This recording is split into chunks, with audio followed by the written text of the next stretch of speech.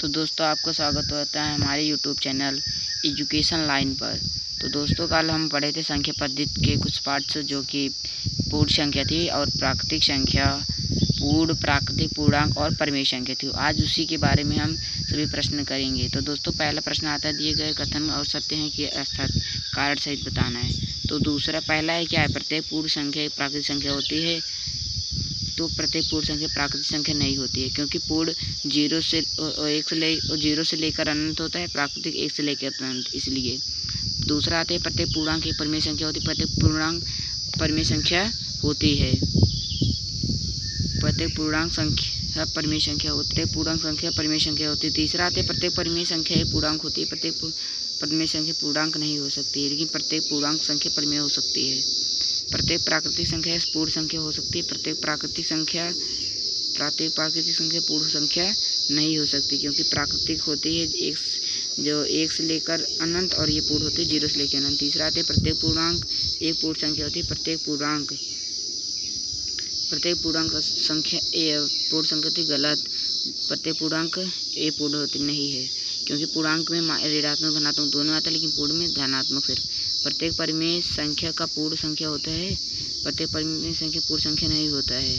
तो दोस्तों ये हमारा पहला का प्रश्न सभी हल हो गया। दूसरा माते क्या, शून्य ए परिमेय संख्या, इससे पी/क्यू के रूप में लिख सकते हैं या नहीं। पी/क्यू रूप पी और क्यू पूर्णांक है, और क्या क्यू 0। तो दोस्तों 0 को परिमेय संख्या के रूप में लिख सकते हैं, क्योंकि 0/1, 0/2, 0/3 लिख सकते हैं हम ऐसे। तो आदि हर क्यों को भी क्यों को भी ऋण पूर्णांक माना जा सकता है। क्यों को ऋण मान, और 3 और 4 के बीच 6 परिमेय संख्या निकालना है। तो दोस्तों 1/2 कोष्ठक में 3 + 4 करके कितना हो जाएगा, 7। ऐसे कर लीजिए। तो दोस्तों आइए तीसरा हम हल करते हैं कैसे किया जाता है। तो दोस्तों हम प्रश्नावली 1.1 का तीसरा लगाने चल रहे हैं, जो कि क्या प्रश्न दिया है, 3 और 4 के बीच 3 और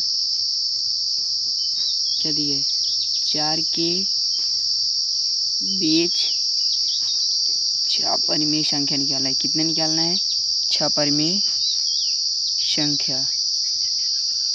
तो दोस्तों हम पहले क्या करेंगे, 1/2 कोष्ठक में a + b करते हैं निकालने के लिए।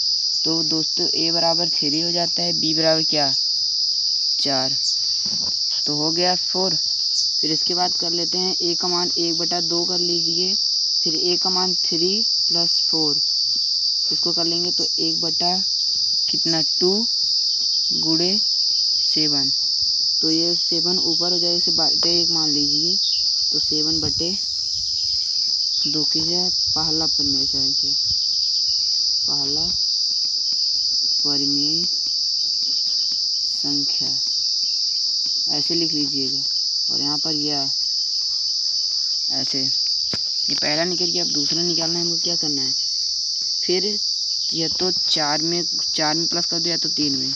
चलो 3 में प्लस करते हैं। तो 1/2 3 + 7/2 कोष्ठक बंद कर दो। तो कोष्ठक बंद करने के बाद क्या होगा, पहले इसका एलसीएम, इसका 1 मान लो पीछे, फिर 2 का एलसीएम 2, 1 का 2 में भाग दोगे कितना, 2, 2 का गुणा 3 में करोगे 6, प्लस 2 के 2, 1 कम 2, 1 सत्ते 7 ही होगा। तो 1/2 है ही। तो ऐसे करते रहो। और 1/2 यहाँ पर कोष्ठक हटेगा तो क्या हो जाएगा, गुणा 7 6 कितने होते हैं, कमेंट में बताओ। 7 6 13/2, 2 दोनों 4 होता है, 3/4 ऐसे कर लिए। फिर आपका निकल गया कितना, दूसरी परिमेय संख्या, दूसरी परिमेय संख्या। ना समझ आया दोस्तों बता देना, फिर से मैं बता दूँ। देखो क्या करना है, पहला 1/2 कोष्ठक में इसका ए मान लो 3 से हमने फिर से जोड़ दिए, फिर प्लस 7/2 दूसरी पहले से परिमेय संख्या निकली थी, इसको यहाँ पर लिख लिए हैं इस चीज़ को। फिर यहाँ से करके इसका एलसीएम ले लिए, फिर इतना आया, फिर इसका भाग इसमें दिए, इतने का गुणा कितने, इतना का गुणा 2 में कर दिए तो 6 आ गया। और यहाँ पर 2 एकम 2 आया तो गुणे 1 कर दिए, 7 एकम 7 हो गया। फिर 7 6 13 यहाँ पर आया, इसका कोष्ठक करता है क्या होता है, गुणा होता है। हर समय इसे याद रखना है।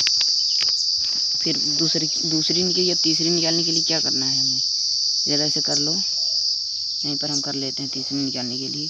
तीसरी निकालने के लिए फिर 3/4 या इस 7/2 में कितना 3/4 का भाग कर दे रहे हैं, चाहो जिसमें करो। 7/2 3 बटे कितना आया था 13/4,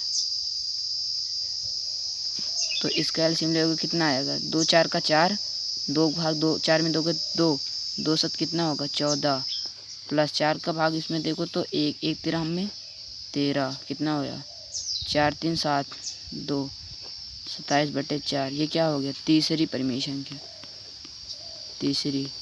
तो दोस्तों ऐसे निकाल लीजिए आप, कुछ नहीं है, जो जिसमें निकले चाहो उसके पहले परिमेय संख्या में से आप जोड़ दो, चाहो जो दिया है इसमें से जोड़ दो। तो दोस्तों अगला करते हैं, तो प्रश्न है 3/5 और 4/5 के बीच 5 परिमेय संख्या ज्ञात कीजिए।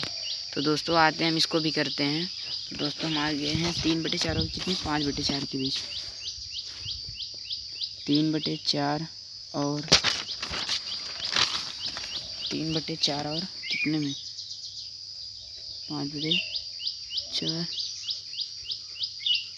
के बीच में परिमेय संख्या निकालना है।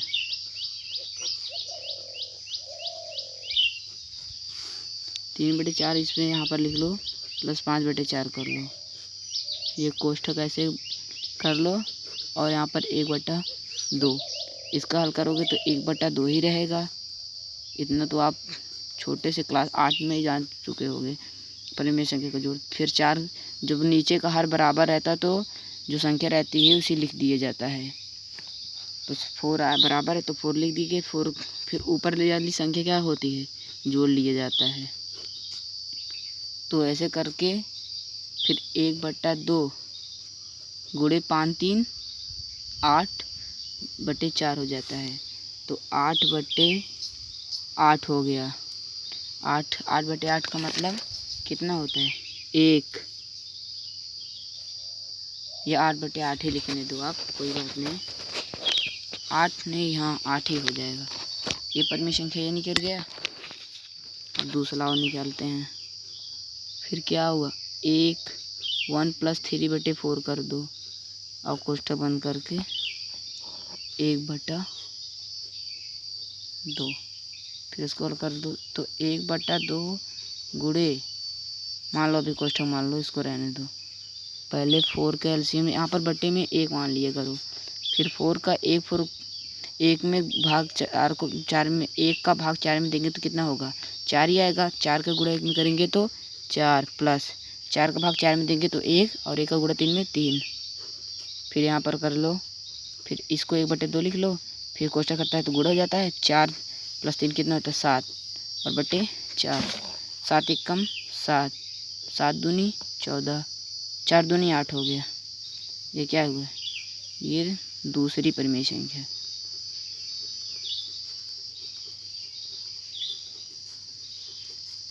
हम आप दूसरी ट्रिक्स आपको लगा के दिखाते हैं। जैसे इसके बीच में 3 प्लस और 3/4 और क्या करना है 5/4 के बीच में निकालना है कितने 6 परिमेय संख्या। तो दोनों को क्या कर लीजिएगा बराबर, जैसे हमारे ये नियम से करिए 3/5 है और 4/5, इस वाले नियम से देखिए 3/4 है और 4/5, इसके बीच में 4 जितना निकालना है, कितना निकालना है 5। तो ये ऊपर नीचे क्या कर लीजिए बराबर, यहाँ पर 10 से कर लीजिए, यहाँ पर 10 कर लीजिए, और यहाँ पर 4 गुणे 10 कर लीजिए, यहाँ पर 10 से कर लीजिए। यहाँ पर 30/50 हो जाएगा, और यहाँ पर 40/50, ठीक। फिर 31 के बाद 31/50, 32/50, ऐसे 33/50, 34/50, ऐसे करके निकाल सकते हैं दोस्तों। फिर तीसरा हम आते हैं प्रश्न देखते हैं, चौथा -3 और -4 के बीच में परिमेय संख्या निकालना है। -3 और -4, माइनस माइनस प्लस हो जाएंगे, कितने हो गए -4। ये सब ये जितने प्रश्न में 5वीं का और 6वीं का मेरे कमेंट्स बॉक्स में सभी का उत्तर देना। तो चलते हैं हम अगले क्वेश्चन पर।